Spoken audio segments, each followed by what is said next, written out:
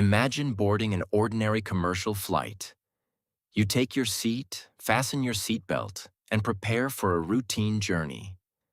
Then the man sitting a few rows away calmly hands a flight attendant a note. Not a love letter, not a complaint, a bomb threat. Within hours, he walks away with $200,000 in cash. Then, somewhere over a dark forest, he opens the rear stairs of a Boeing 727, jumps into the freezing night, and disappears forever. More than 50 years later, one question continues to haunt investigators and mystery lovers alike. Who was D.B. Cooper? Tonight, we're diving into one of the greatest unsolved mysteries in American history. But be warned, the deeper you go into this case, the stranger it becomes. November 24th, 1971. It was the day before Thanksgiving in the United States. At Portland International Airport, a neatly dressed middle-aged man purchased a one-way ticket to Seattle. He paid cash. His ticket read a name that would become legendary: Dan Cooper. Due to an early newspaper error, the world would forever remember him as D.B. Cooper. Nothing about him appeared unusual. He looked like an ordinary businessman traveling home for the holidays.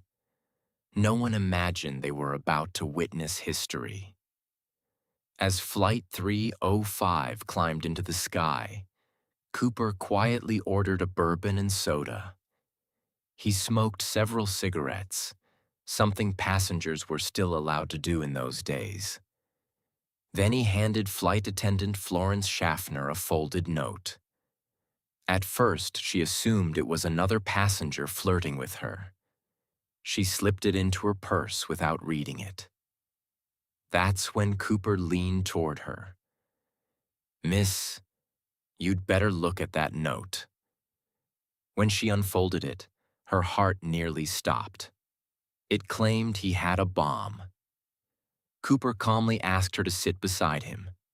Then, opening his briefcase just enough for her to glimpse inside, she saw what appeared to be 8 red cylinders connected by wires and a battery. Whether it was a real bomb has never been confirmed. But in that moment, no one dared question him. The pilots were informed immediately. The FBI and airline officials were contacted while the aircraft remained in the air. Cooper's demands were surprisingly specific. He wanted $200,000 in cash, 4 parachutes, and a fuel truck waiting when the plane landed in Seattle. He remained calm throughout. Passengers later described him as polite. When the aircraft landed, authorities secretly gathered the ransom money. Every bill had been photographed so investigators could track it later. The passengers were released. The money and parachutes were delivered. Then Cooper made one final demand. He ordered the crew to take off again, this time toward Mexico, but not directly. He instructed the pilots to fly low, slow, with the landing gear partially lowered. A bizarre request, one only someone familiar with aircraft might make. Who was this man? Outside, rain battered the aircraft. Military fighter jets secretly followed Flight 305 from a distance, but they couldn't see what was happening inside. At around 8:13 p.m., the cockpit crew noticed something strange. The aircraft suddenly lurched upward. The rear staircase had been lowered. Somewhere over the forests of the Pacific Northwest, D.B. Cooper jumped into darkness, into freezing rain, carrying 20 pounds of cash strapped to his body. The search began almost immediately. Hundreds of soldiers, FBI agents, helicopters, search dogs, aircraft. Thousands of square miles were searched. Nothing.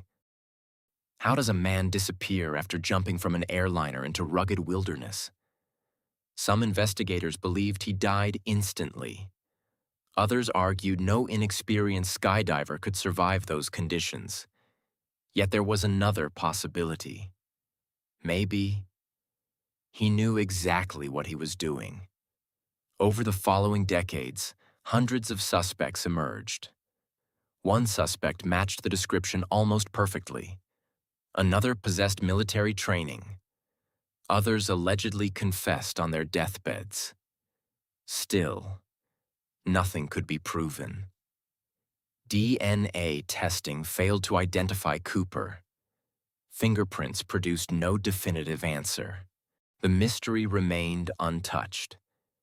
But then, nearly 9 years later, something unexpected happened.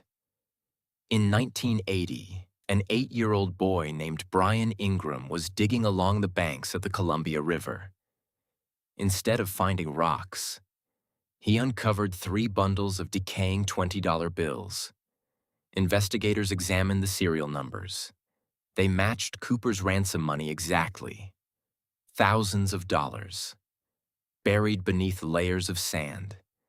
It was the first, and remains the only, confirmed physical evidence connected to the hijacking.